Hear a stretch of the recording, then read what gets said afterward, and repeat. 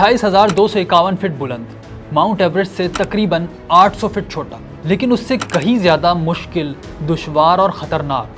कोपैमा इसे कहते हैं जालिम पहाड़।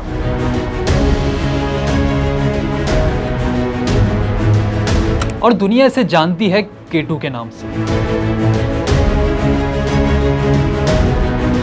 K2 सर करने की पहली कामयाब कोशिश हुई आज से तकरीबन 70 साल पहले 1954 में। इस मुहिम की कहानी बड़ी अजीब है। इसमें सब कुछ है, एक तरफ बहादुरी, दिलेरी और कुर्बानी, तो दूसरी तरफ धोखा, झूठ और दगाबाजी। इस कहानी का एक ऐसा किरदार है जिसे पाकिस्तान में बहुत बुलंद मकाम मिलना चाहिए था, लेकिन आज हम उनका नाम तक नहीं जानते। आइए आज आपको सुनाते हैं कहानी अमीर मेहदी की, दास्तान पाकिस्तान के एक गुमनाम हीरो की। K2 दुनिया का खतरनाक तरीन पहाड़ समझा जाता है। इसे सर करना हमेशा ही मुश्किल रहा है। शुरू में कई कोशिशें की गईं जो बुरी तरह नाकाम हुई। जब मई 1953 में माउंट एवरेस्ट पहली बार सर हुआ तो K2 को फतह करने की मुहिम भी तेज हो गई। तब 1954 में इटली ने K2 सर करने के लिए एक बड़ी टीम भेजी। ये कितनी बड़ी मुहिम थी, इसका अंदाज़ा इस बात से लगाएं कि इसके सिर्फ पोर्टर्स की तादाद तकरीबन 500 थी। पोर्टर्स किसी भी पहाड़ को सर करने की मुहिम का अहम हिस्सा होते थे। तमाम तर सामान बेस कैंप से लेकर ऊपर तक पहुंचाना इनका काम होता था। और इन पोर्टर्स में सबसे बड़ा और अहम नाम था अमीर मेहदी का। वो 1953 में नागा पर्वत सर करने वाली पहली कामयाब मुहिम का हिस्सा भी रहे थे। वही मुहिम जिसमें हरमन बोल ने ऐसा कारनामा अंजाम दिया था जिसे आज भी याद किया जाता है। वो चोटी सर करने के बाद अंधेरे में फंस गए, बड़ी मुश्किल से रात गुजारी और अगली सुबह पहाड़ से नीचे उतरे। तभी अमीर मेहदी और उनके दोस्त हाजी बेगी थे जिन्होंने उनकी मदद की थी।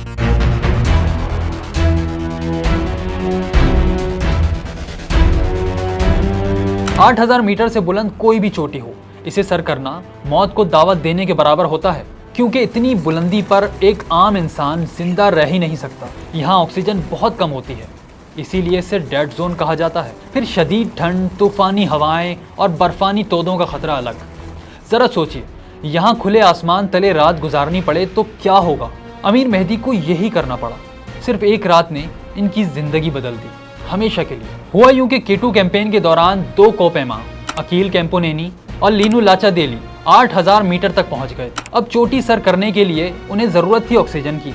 ये अहम काम दिया गया वॉल्टर बोनाती और अमीर मेहदी को। ये काम जहां बहुत इंपॉर्टेंट था, वहीं दोनों के लिए गोल्डन चांस था कि वो भी K2 सर कर लें। बोनाती और मेहदी ने गैर मामूली हिम्मत और बहादुरी से काम लिया और जब तयशुदा जगह पहुंचे तो उनके साथ हुआ बहुत बड़ा धोखा। वहाँ कोई कैंप मौजूद ही नहीं था। दोनों ने बहुत आवाज़ें दी, बड़ा तलाश किया, लेकिन कोई नहीं मिला। अंधेरा बढ़ता जा रहा था। तब अचानक 100-150 फीट ऊपर से उन्हें एक हल्की सी रोशनी नजर आई और फिर आवाज़ आई, ऑक्सीजन सिलेंडर यहीं छोड़ दो और वापस चले जाओ। और फिर रोशनी बुझ गई।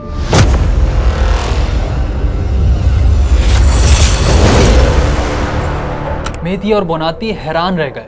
बहुत चीखे चिल्लाए, लेकिन ऊपर फैसला हो चुका था, उन्हें कैंप में जगह नहीं दी जाएगी। अंधेरा इतना बढ़ चुका था, वो ना वापस जा सकते थे और ना ही ऊपर। दोनों बुरी तरह फंस चुके थे। मेहदी की हालत ज्यादा खराब थी क्योंकि उनके पास तो वो लिबास और इक्विपमेंट था ही नहीं जो गैर मुल्की कोपैमाओं के पास होता है, इसलिए नीचे जाने का तो सवाल ही पैदा नहीं होता था। तब दोनों ने बर्फ में एक गड्ढा खोदा और रात वहीं गुजारने का फैसला किया। -50 डिग्री में 8,100 मीटर की बुलंदी पर, यानी डेथ जोन में। मालूम तारीख में ऐसा कभी नहीं हुआ था कि किसी इंसान ने इतनी बुलंदी पर खुले आसमान तले रात गुजारी हो। ये एक मौजज़ा ही था कि दोनों मरने से बच गए। सुबह हुई तो मेहदी और बोनाती ने नीचे उतरना शुरू किया। बोनाती को तो कुछ नहीं हुआ, लेकिन मेहदी की हालत बहुत ख़राब थी। इन्हें पहले स्कर्दू और फिर रावलपिंडी ले जाया गया। फ्रॉस्ट बाइट से इनके पाँव बुरी तरह मुतासिर हुए थे। बिला आखिर डॉक्टरों ने फैसला किया कि उनकी दोनों पैरों की उंगलियां काट दी जाएं। मेहदी दोबारा कभी किसी पहाड़ पर कदम ना रख सके।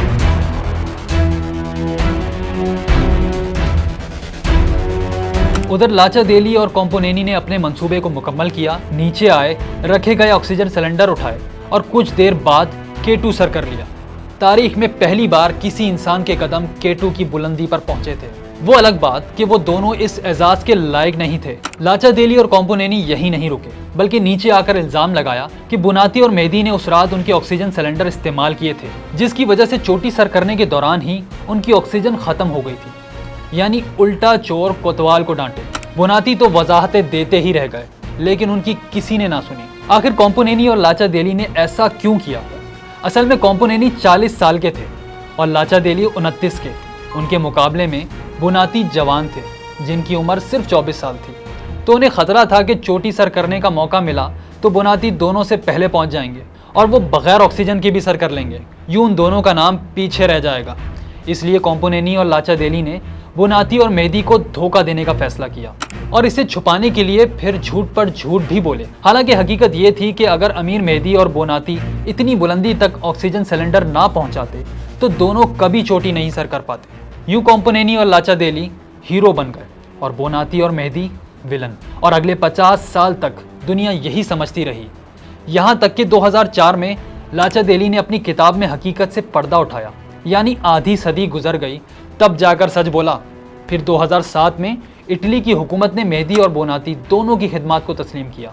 उन्हें सरकारी एजाज़ात भी दिए गए, लेकिन अब किस काम के? मेहदी के इंतकाल को 8 साल गुजर गए थे। एक बहादुर आदमी, एक मासूम शख्स इस धोखे का गम और दुख अपने सीने में लिए 1999 में ही इंतकाल कर गया था। कॉम्पोनेनी और लाचा देली को तो K2 सर करने पर बड़ी शोहरत मिली।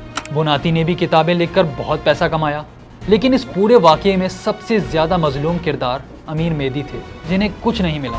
यहाँ तक कि आज खुद पाकिस्तान के लोग अपने इस अजीम हीरो को नहीं पहचानते।